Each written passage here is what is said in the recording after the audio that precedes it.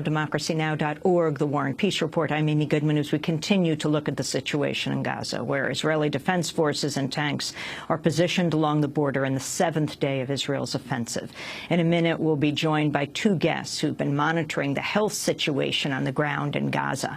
As of this morning, the Palestinian death toll has reached at least 172, among them nearly 140 civilians, including 30 children. According to Gaza's health ministry, more than 1,200 people have been wounded.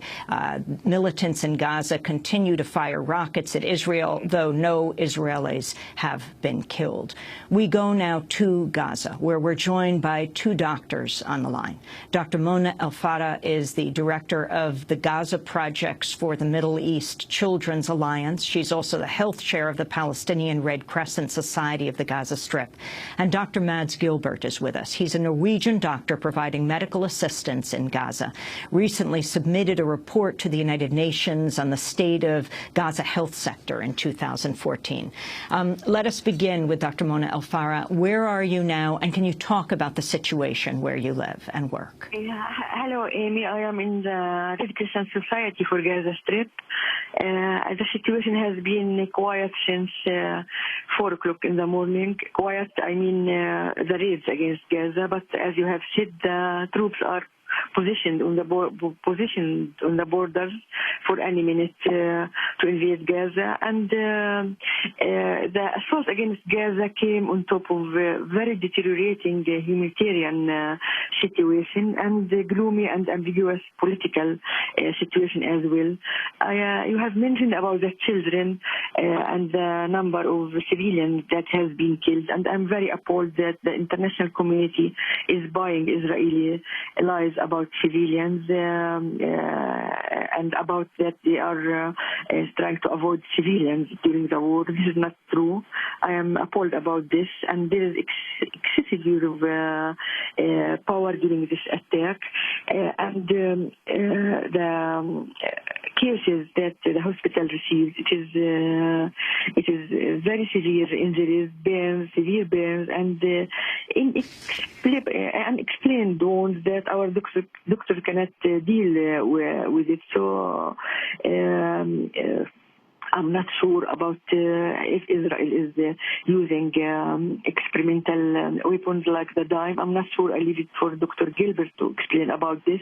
But our teams in the hospitals received a lot of amputations and a lot of, as I have said earlier, burns and head injuries and different sorts of wounds.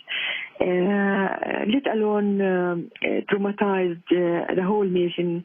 The whole children and women and civilians in Gaza are under home arrest because of the situation and trauma, of course, and increasing number of children are complaining of perforated drums because of the intensity of the shelling. It has been so severe.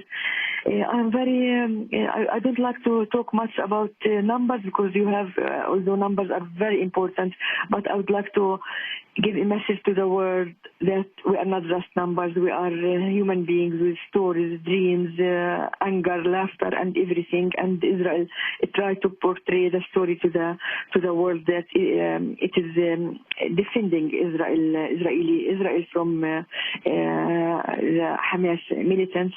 And just let me explain that Hamas was democratically elected in the year 2007. So in any place of Gaza, you'll find hospitals, banks, streets, institutions belong to Hamas. That means that Israel is trying to destroy Gaza as a whole. Hamas is not just about the military wing of Hamas that is exchanging rockets with Israel. There is a population, 1.8 population, under very savage attack, and we hardly sleep not only as health workers, I mean the population, the whole population are not sleeping because of the intensity of the attacks. Besides that, let me do this comparison very quickly. I care for children, I care for civilians everywhere. I am a doctor, and I care for Israeli children as well, but there is a huge difference between children who are just terrified and in the shelters at the moment, and other children who don't have any shelters. They don't have clean water. We don't have shelters to go to. So and living under very dire and difficult situation because of lacking everything. There's a huge difference between these two categories. Besides that, up till now, 0 were killed. In the other side, I'm very angry, very appalled, and more attacks by Israel will generate more hatred, more bitterness, and it will never guarantee peace for Israel.